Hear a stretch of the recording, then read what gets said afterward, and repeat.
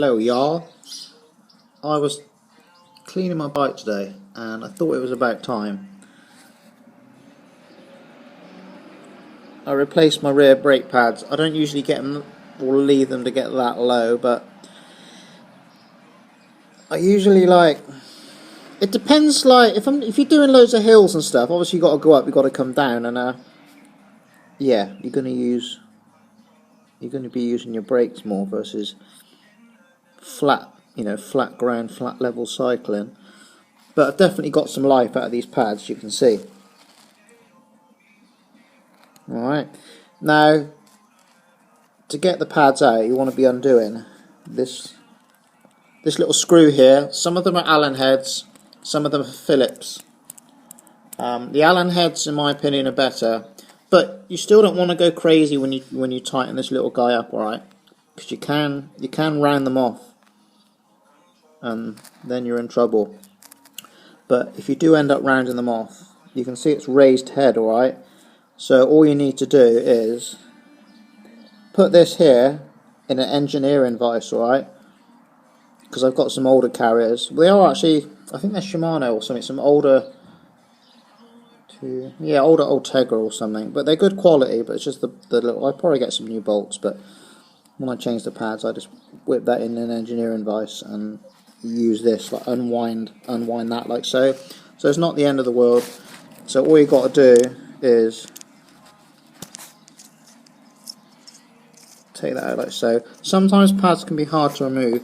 Well, I mean, if they were hard to put in, they can be hard to remove. These were, if I remember, quite easy.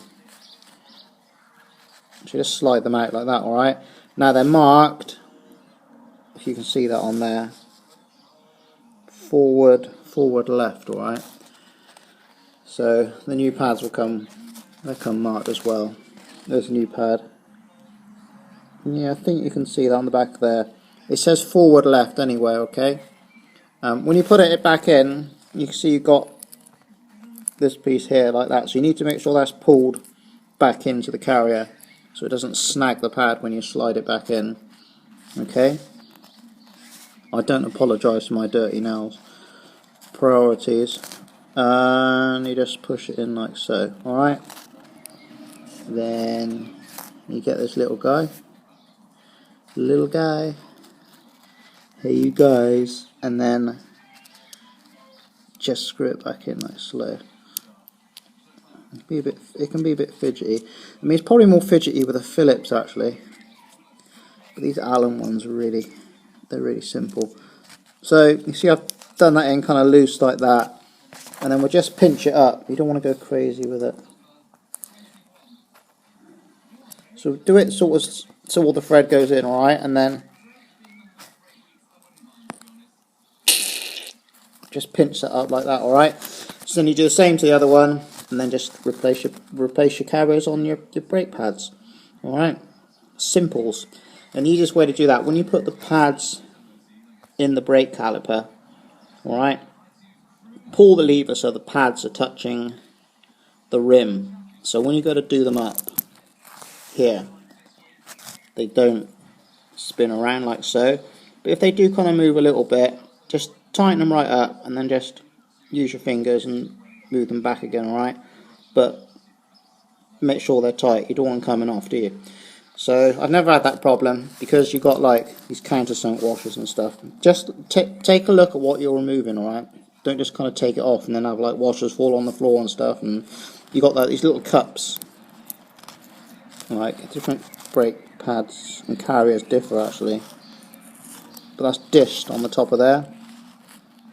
You can see that's dished, so then you've got this like little dishwasher as well. There, dishwasher. Dished washer, alright? And then the other washer goes underneath the nut, underneath that raised head. Alright? Again, if you're not sure, ask a friend or something. Or take it to the shop. But it's something that's easy to do. Replacing your pads. Keep an eye on your pads as well. You don't really want them to get that low, but I was just monitoring them for a few weeks. Just thought I'd squeeze that extra bit of life out of them. Skin flint I am. So thanks for watching. Obviously these carbon like cork pads for carbon rims. Alright, and if you've got alloy rims, then, well, you can use whatever, really. I mean, you can use carbon pads on alloy rims, it's not a problem.